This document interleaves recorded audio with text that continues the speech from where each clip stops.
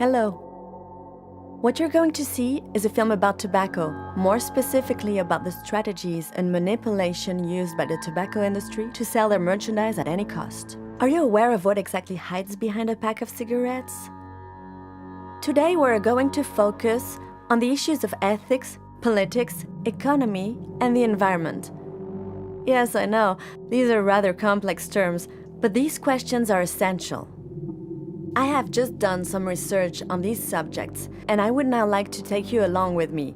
Introduce you to some people who will tell you some very striking things and give us something to think about on these subjects. We'll take a walk through worlds that are sometimes smoky and nauseating, but hey, don't worry, we should walk out from them with a great breath of fresh air. Shall we go? Well, are you coming?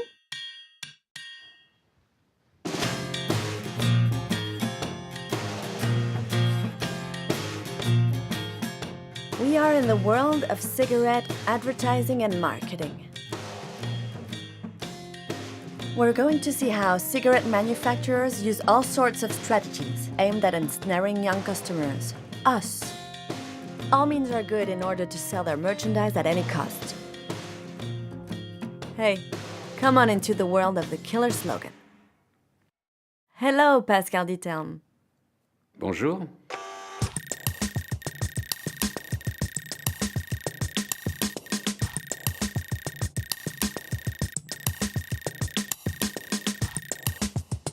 You are one of those people that we call whistleblowers. L'industrie du tabac est confrontée à un dilemme. Elle a absolument besoin des jeunes pour reprendre la consommation du produit. Chaque année, elle perd ses consommateurs, une partie de ceux-ci étant tués par la cigarette, et elle a besoin de se renouveler. Et elle doit cibler les jeunes parce que c'est à cet âge qu'on commence à fumer, et c'est à cet âge qu'on devient un fumeur loyal à vie. Et pour cela, l'industrie va créer des associations très étroites entre son produit et ce qui fascine les jeunes.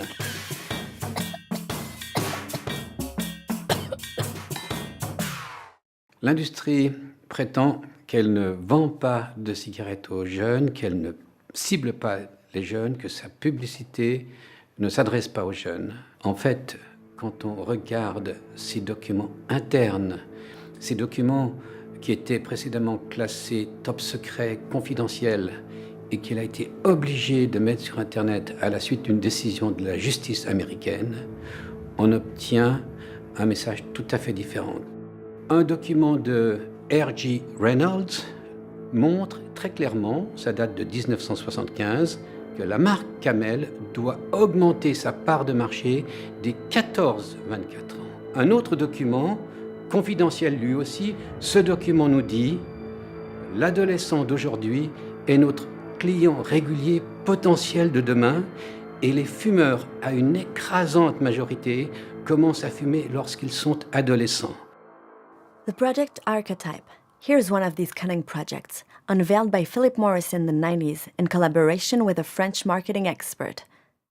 The aim of this project: finding the best strategies to get us to smoke younger and younger. Yep, still the same story. But this project became a reference point for all cigarette manufacturers. They had understood everything about our behavior and psychology. Watch out, they've analyzed us to the very core of our personality. 4 recommendations resulting from this project are: stress that smoking is for adults only. Well, yeah, obviously. Make it difficult for minors to obtain cigarettes, like that they're more appealing. Continue having smoking perceived as a morally ambiguous activity. Well, it's clear we love misconduct. Stress that smoking is for people who like to take risks.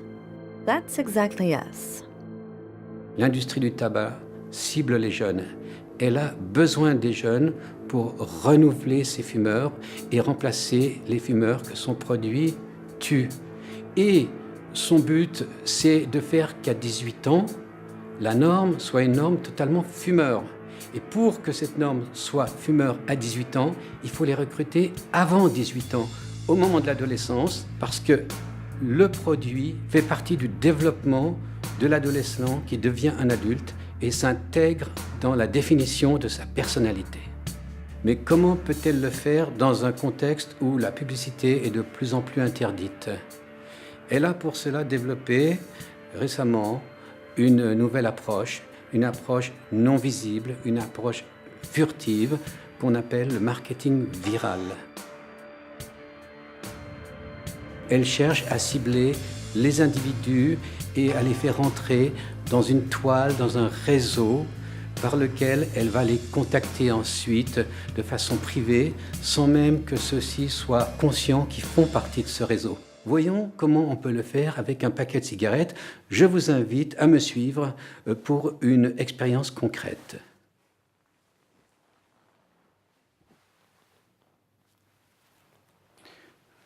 Je vous invite à voir le contenu de ce paquet de cigarettes.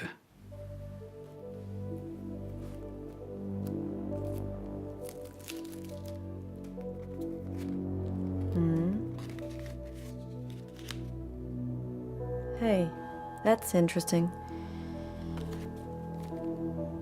A secret code and a link to a website. This seems fishy to me. Let's take a closer look. Goodbye, Pascal Ditelme, and thank you for this information. If I sum up what he has just told us, in the world of nicotine and additives, nothing is left to chance. Cigarette manufacturers are often one step ahead of us and have quite an impressive marketing intelligence, one devoid of any scruples. We'll continue with our research. The code gives us access to all kind of treasure. Yeah, a 1 in 5,000 chance. And you have to give them your name? What interests me more are the parties we can win. That seems fun.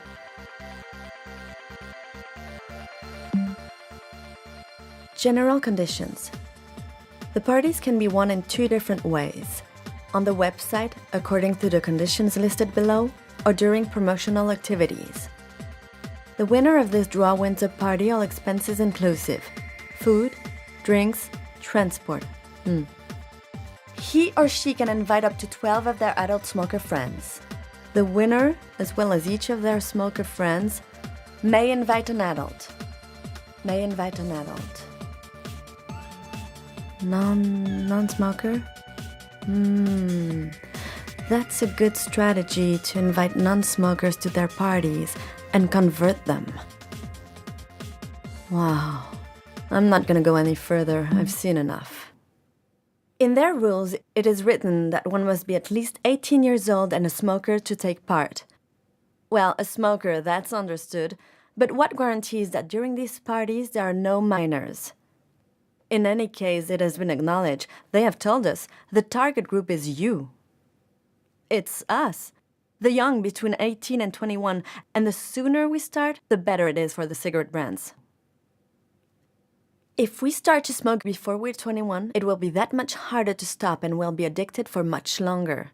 And so we'll make the tobacco industry even richer. These parties seem to be a well-orchestrated scam. All right, what if we met someone who has already taken part in this kind of mega party filled with smoke?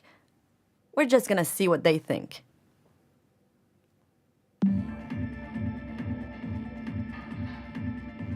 Hi. Bonjour.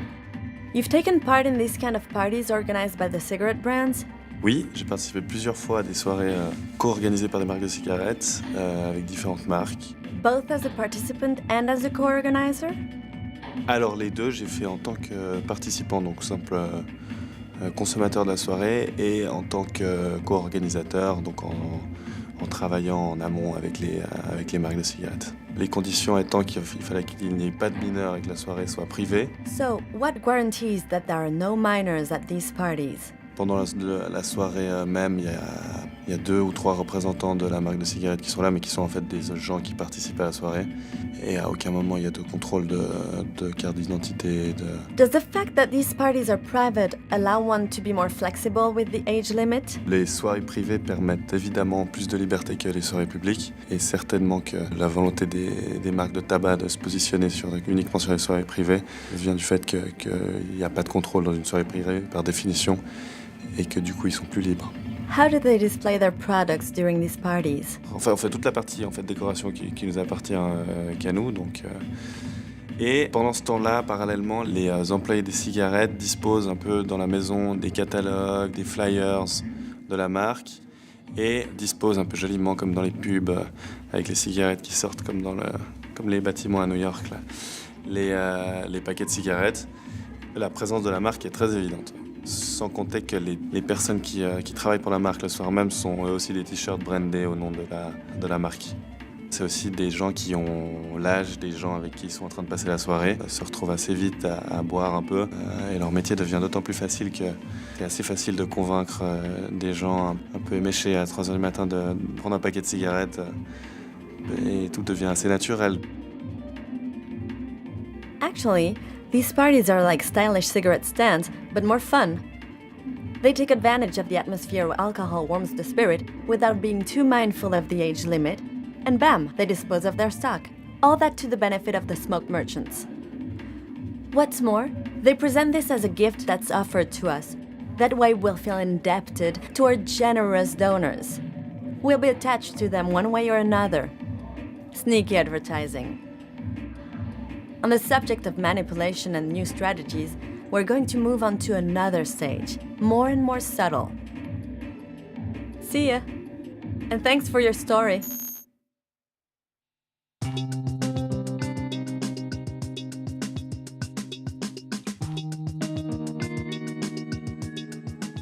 The websites of the cigarette manufacturers. Quite pretty. Very colorful. What really interests us is to visit the websites that correspond to what they call our humanitarian actions or our charitable actions. Charitable actions?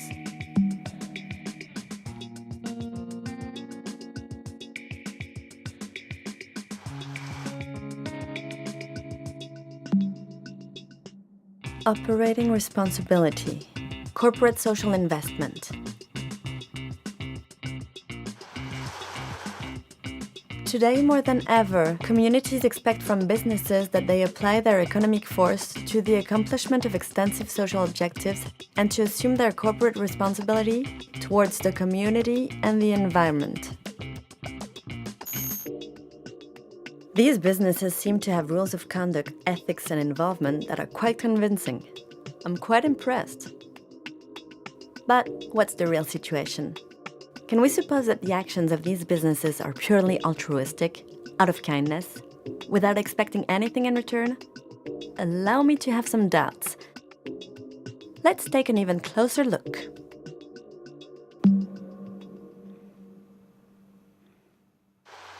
Eliminating child labor and tobacco growing. Here's one important humanitarian action. Combating child labor in tobacco fields. Don't you think? After some quick research, I was able to locate their foundation. It turns out it's here in Geneva. I got in touch with them to get a bit more information about their foundation. When I told them that I was doing research on tobacco and the strategies used by the manufacturers and that I wanted to know why BAT was the founder of their foundation, this is what they replied. I'm afraid that the ECLT is still unable to agree to your request to an interview. After considering the nature of the film that you wish to make and the type of organization that has commissioned it, I would make the following points. The only role of ECLT is to fight child labor in tobacco growing. ECLT does not take a position in tobacco prevention arguments as it is completely outside its mandate. Okay, we get it. Too bad. In any case, we can assume that they're duty-bound to their boss, and they're not ready to give opinions in a context that is not in their favor. And yet, I'm interested to know exactly what it is they do. Helping children who work in tobacco fields to find their way is a noble cause, no? I see that they're involved in work in Malawi. What work? In Malawi? To find out more, I'm going to connect with Marty Otañez. Hello, Mr. Otañez. Hello.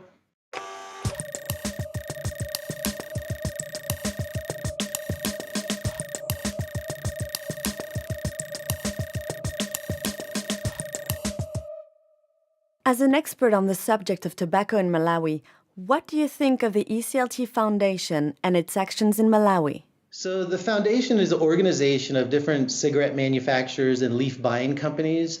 What they've done is they have a set of initiatives to produce corporate social responsibility schemes such as tree planting initiatives or school construction projects.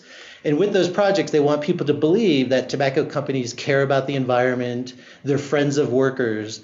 But in reality, the foundation specifically diverts public attention from the real problems at the farm level. In actuality, the foundation is set up to get people to not be critical of child labor or the environmental costs of tobacco production in Malawi and other developing countries. Could you tell us a bit more about Malawi and the issues related to tobacco? Malawi is a small country in Eastern Africa. It's one of the world's top producers of tobacco, and over 70% of the country's economy is tied to tobacco.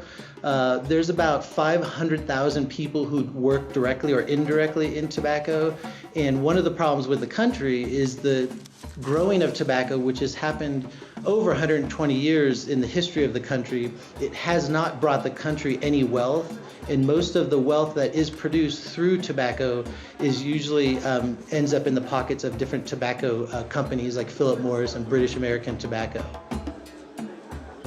So about 80,000 children between the ages of 5 and 14 devote their labor to tobacco growing in Malawi. The children, if they're lucky, may earn 25 cents a day for a hard